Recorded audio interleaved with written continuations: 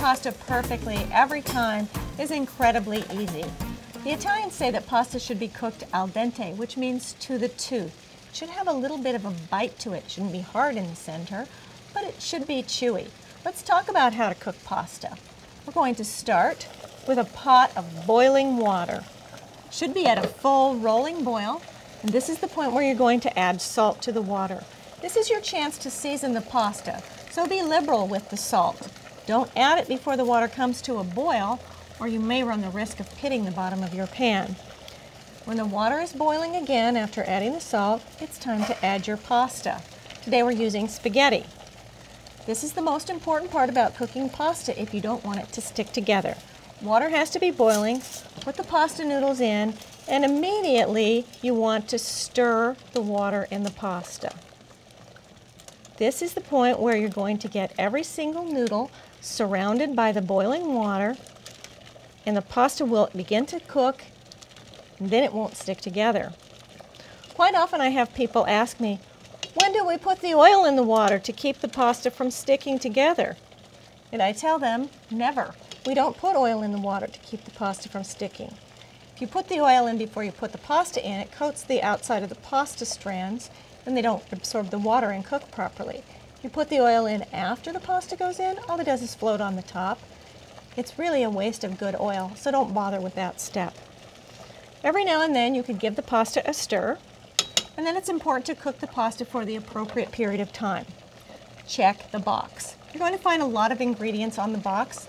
Look for durum wheat or semolina. That's the most important thing in ingredients. And look for the length of time that the manufacturer suggests to cook the pasta. They know. It will also tell you approximately how many servings you can get per box so that you'll know how much to cook. So when our pasta is done, we're going to check it, we're going to taste it to be sure that it's al dente, has that little bit of chewiness to it, and then we're going to drain it off. Our spaghetti's been cooking for 7 minutes and it's done. It's time to get it out of the water. I love this pot because I can take the pasta out and keep the hot water for as long as I need it. If I'm not quite ready to serve my pasta, I'll just leave it here in the strainer until I'm ready. And what's going to happen is that it's going to cool here and it's probably going to stick together.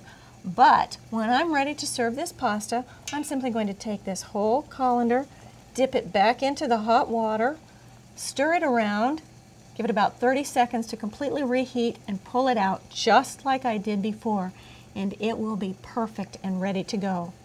When it's time to serve my pasta, I will not ever rinse it. If you rinse your pasta, you take off a little bit of starch that's on the outside of those noodles. That starch is what grips onto the sauce. If you rinse your pasta, the sauce is going to roll right off, and you're going to have cold pasta. So don't rinse it. If you want to put a little oil on it after you take it out of the water for the last time, you could do that, but it's not really a necessary step.